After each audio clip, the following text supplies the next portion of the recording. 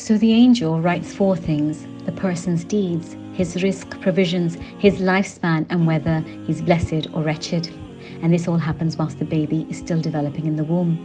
And so Allah subhanahu wa ta'ala puts an angel on duty at the raham, at the womb, and Allah sends an angel to form the skin, the bones, the face, as ordered, whether to be complete or incomplete. And the angels ask whether it should be a dhakara or an untha, whether it should be a male or a female.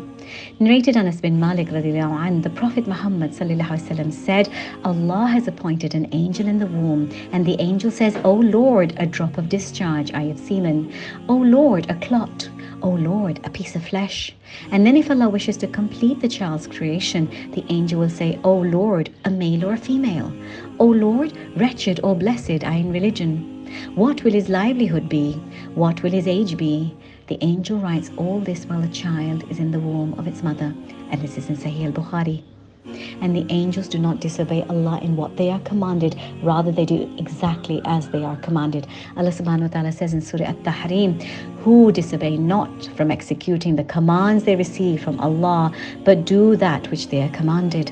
So Allah made insan, mankind, the best of creations in the best form, with the best status, and Allah planned that mankind will live abadan, eternally, as in the next life, whereas all other creatures will be fana, will disappear and become dust.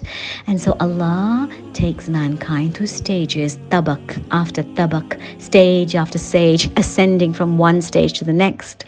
The first stage, a nutfa, then to the alaq, alaqa, then to the mudgha, then to the janeen, the fetus, then to the baby, then to the nursing baby, then to the weaning baby, then to the child, then to the youth, then to the adult, then to the old age. And each of these stages are very different. And then from old age to death, and then to the standing before Allah, and then the accountability, and then into heaven or hell according to his amal, his deeds. So each person goes through many tabaqat, many stages, one after another. And so Allah doesn't keep man in one state. Rather, He moves man through each stage into the next one, taking him through different situations and states, from health to sickness, from peace to difficulty, from richness to poverty, from happiness to sadness, and so on, until man will eventually stop and rest in Jannah forever, or live in turmoil forever in hell. And this is the final tabaq, the final stage. Allah subhanahu wa ta'ala says in Surah Al-Inshiqaq, you shall certainly travel from one stage to stage in this life and in the hereafter. لَتَرَكَّبُنَّ طَبَقًا عَنْ طَبَقٍ. And throughout this journey, man is in toil, in mushakkat, in difficulties, being challenged at each stage. Hence, mankind, the son of Adam, Ibn Adam, will go through difficulties in this life and experiences, and there will one day experience the pressing of the grave and the circumstances of the grave, and then one day will experience the severity, the shiddat of the day of judgment, the akhirah. So human life is one long toil, one long mushakkat, until he reaches the only place of eternal peace, and that is Jannah, paradise. Even from his tabaq, his stage in the womb, in the raham, there is toil, difficulties, as it's a tight place of growth, constricted, and yet this toil is good for the baby, as this squeezing of the soft cranium removes excess water from the baby. But birth itself is a huge difficulty on the baby. It's a traumatic experience coming into this new world. And then the difficulties of puberty, when they undergo body changes, and then they become bound by the laws of the Sharia at a certain age. Neither are they still a child, and neither are they an adult yet. And now the book of deeds of Amal opens, and prayers and fasts and all deeds are counted for.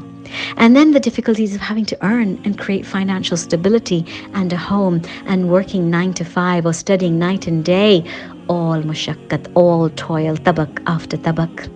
And then marriage and kids, and with the happiness comes various trials and tests that come in life, all toil. Then difficulties of old age, and then the difficulties of the pangs of death. And then the difficulties of the life of the barzakh, then the difficulties of the day of Qiyamah, and of the scrolls, and the balance, and the weighing of deeds, and then the difficulties of the sirat, the bridge, and the journey over the hellfire, and then the difficulties of hell itself, for those who end up there, all toil after toil. So the only rahat, the only true comfort, is for the one who makes it to Jannah.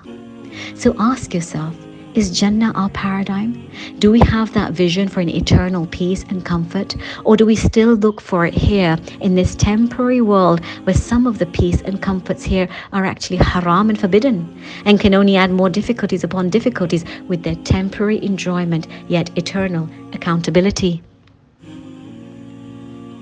Allah's planning is such that the only true peace and comfort and actual rahat is in Jannah. Because all of the tabaqat, stages and principles that govern human life have struggles and toil and abode in them. In fact, even when you have everything, whether you are happily married and have a loving spouse and everything to make you comfortable in your home, but your parents don't, or your parents struggle to make ends meet, or they're ill and there's no one to look after them, or you live too far to help them in old age, then will you honestly be able to enjoy your blessings, even if that tabaq, that stage of your life, is easy for you? No, you won't. So then there is still toil in your life.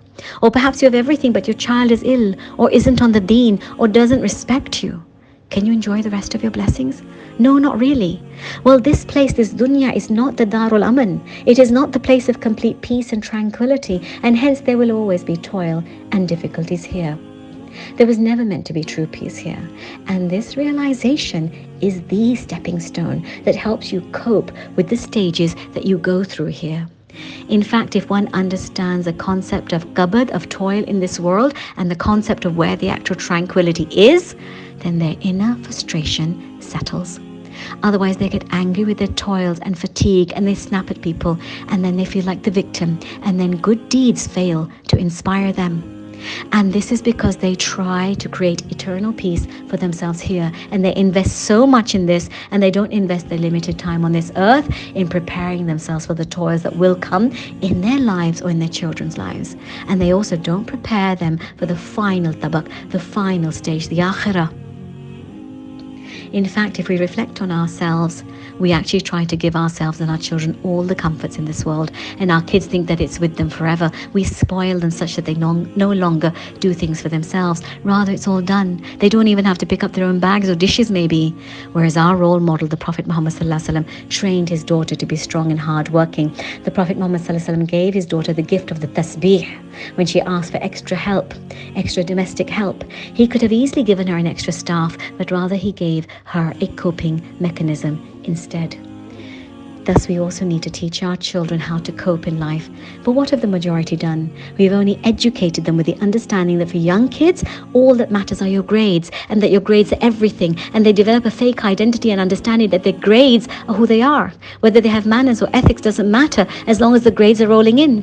Whether they can cope with relationships and multitask and manage with dignity doesn't matter. And hence, they're not holistic people. And eventually, they run into frustration and they give up and they walk away from responsibilities of work, of relationships, of children, of parents, and some get into drugs and other forms of haram because they look for a way out or they look elsewhere for their peace.